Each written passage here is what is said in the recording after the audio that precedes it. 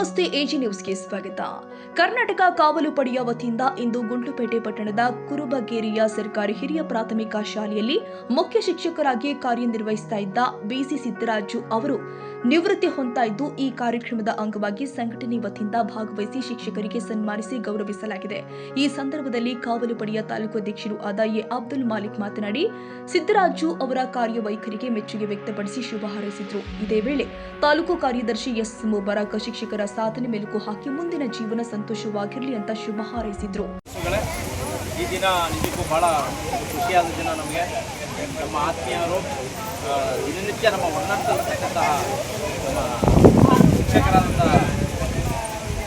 B C Siddaraju sir ಅವರು ಇವತ್ತು ನಿವೃತ್ತಿ ಹೊಂದ್ತಾ ಇದ್ದಾರೆ.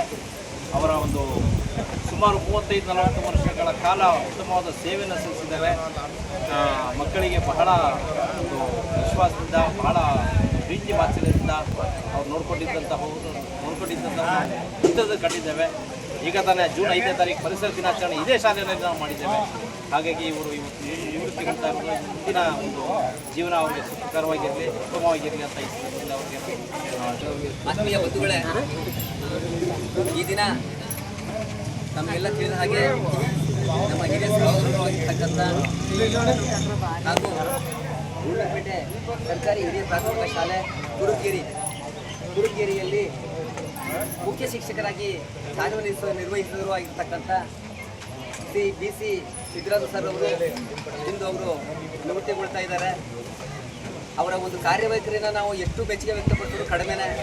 ಯಾಕೆಂದರೆ ನಾವು ತಮಗೆಲ್ಲ ತಿಳಿದ ಹಾಗೆ ಮಕ್ಕಳೊಂದಿಗೆ ಯಾವ ರೀತಿ ಸಹಬಾಳ್ವೆಯನ್ನು ಒಂದು ಹೊಂದಾಣಿಕೆ ಮಾಡಿಕೊಂಡು ಮಕ್ಕಳ ಶಿಕ್ಷಣದಲ್ಲಿ ಅವರಿಗೆ ಮುಖ್ಯವಾಗಿ ಒತ್ತನ್ನು ಕೊಡಬೇಕು. ಒತ್ತು ಕೊಟ್ಟು ಸುಮಾರು ಹಲವಾರು ಸಾವಿರಾರು ಮಕ್ಕಳಿಗೆ ಅವರು ಏನು ಒಂದು ಪರಿಪಾಲಕರಾಗಿ ತಾನು ಕಾರ್ಯನಿರ್ವಹಿಸಿದ್ದಾರೆ.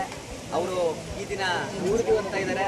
ಅವರ ಮುಂದಿನ ಜೀವನ ಇನ್ನೂ ಒಂದು ಎತ್ತರಕ್ಕೆ ಸಾಗಲಿ ಅಂತ ಈ ಸಂದರ್ಭದಲ್ಲಿ ನಮ್ಮ ಕರ್ನಾಟಕ ಕಾವಲು ಪಡೆಯಿಂದ ಅವರಿಗೆ ಒಂದು ಅಭಿನಂದನೆ ಸಲ್ಲಿಸ್ತಾ, ನಮ್ಮ ಯಮೂ ಕೂಡ ಈ ಕಾರ್ಯಕ್ರಮದಲ್ಲಿ ಒಂದೆರಡು ಹಿತವಿಚಾರಗಳನ್ನು ನುಡಿಯಲು ಅವಕಾಶ ಮಾಡಿಕೊಂಡ ತಮ್ಮೆಲ್ಲರಿಗೂ ಹೊಂದಿಸ್ತಾ ನಮ್ಮ ಎರಡು ಮಾತುಗಳನ್ನು. ಈ ಸಂದರ್ಭದಲ್ಲಿ ಜಿಲ್ಲಾ ಕಾರ್ಯಾಧ್ಯಕ್ಷ ಅಬ್ದುಲ್ ರಶೀದ್ ಸೇರಿ ಹಲವು ಶಾಲೆಯ ಶಿಕ್ಷಕರು, ಶಾಲಾ ವಿದ್ಯಾರ್ಥಿಗಳು ಹಾಜರಿದ್ದರು.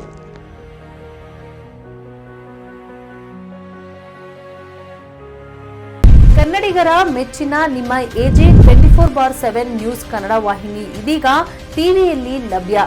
ವೇಳೆ ನೋಟಿಸ್ ಕೊಟ್ಟಿದ್ರೆ ವಾಪಸ್ ತಗೋತೀವಿ. ಇವತ್ತು ವಕ್ಫ್ ಪ್ರಾಪರ್ಟಿ ಅಂತೇಳಿ ಬರ್ತದೆ ಅಂತ ಹೇಳಿದ್ರೆ ರೈತರು ಬೀದಿಗೆ ಬದಲು ಏನ್ ಮಾಡ್ಬೇಕಾಗತ್ತೆ? ಯಾರು ವೋಟ್ ಹಾಕಿಲ್ಲ ಅಂದ್ರೆ ಗ್ಯಾರಂಟಿನೆಲ್ಲ ಸ್ಟಾಪ್ ಮಾಡ್ಬಿಡ್ತೀವಿ.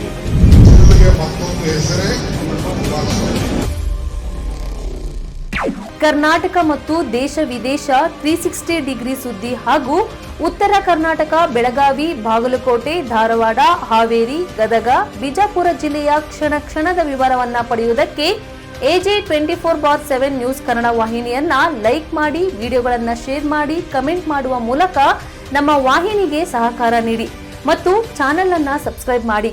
ಧನ್ಯವಾದಗಳು.